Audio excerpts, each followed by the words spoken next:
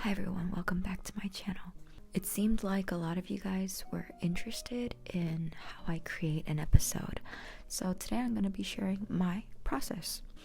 Disclaimer, there is no right way to do this.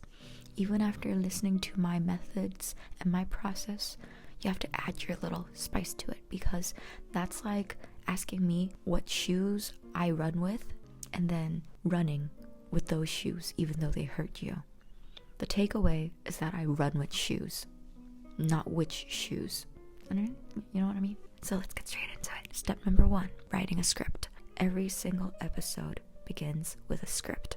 I'm the type of webtoon creator who thinks in dialogue. So basically, you can use any writing app. There's 2 ways you can do this. Sometimes I will be more descriptive about the scene, but most of the times I will just write down all the dialogue. So basically in my head, I can see an animation of the episode running and I will note down all the dialogue so that when I see the dialogue, I can see the image in my head. I know what's happening. For some people, I know they don't even do this scripting process. They just go straight into the sketching and conceptualization.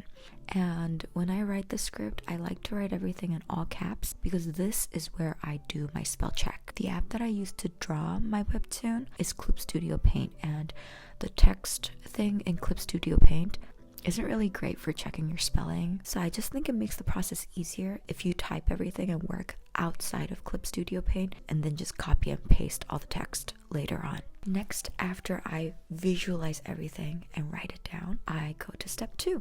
I don't know how to say it in English. Conte. It's basically a really rough first draft. Basically, you want to keep this as loose as possible. This is just a basic, like a mental note down of the angle of the camera, where the text bubbles are going to go, the expressions the characters are wearing, and simple major sound effects and the box placements. That's all. I know it's really easy to get swept up starting to like draw in all the details in this part of the process. So a little trick that I use is making sure that I'm zoomed out and not zooming in. So everything I see is tiny and I can't really go into the details. So Clip Studio Art has this feature where you can connect with your phone, and for webtoons you can scroll and actually see what the experience for the reader will be like.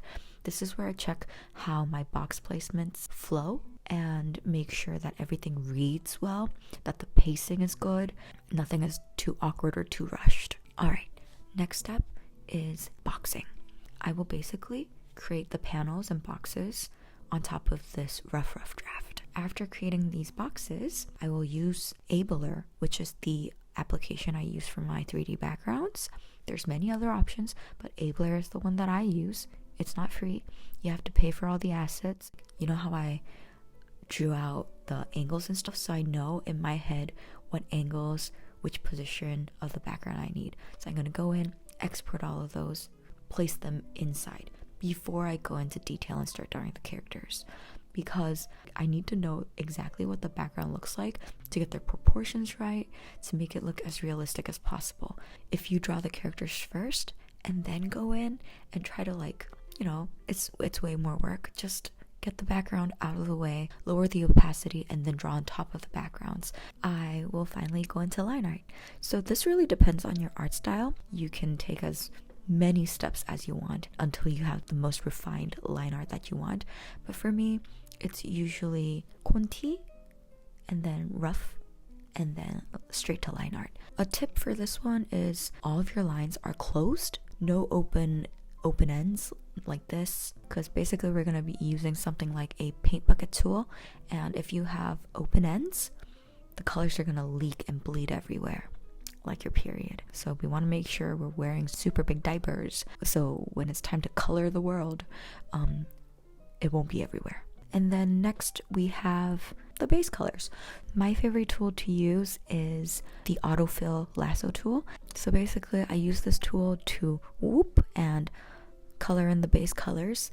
Any missing parts or any tidying up, I will do it by hand. Oh, and while you do this, it's very important to make a character sheet or some kind of sheet where you have all the colors, main colors of your characters, like their hair color, eye color, skin color, because you want all the characters to have the same color in every episode, right? You don't want your main character to have green skin in one episode and then have blue in the next. You want it to look like the same person. And from there, you can just swatch the colors really easily, so you don't have to like go to the old project, the eyedrop tool, to get the right color. It just makes everything so much easier. So I recommend making a character sheet for all the characters. The next step is rendering. I personally don't render that much. My coloring style is very flat, so I don't spend a lot of time here. I just make sure the background and the characters make sense if it's nighttime and the background is very dark. Make sure all my characters look like they are in the dark.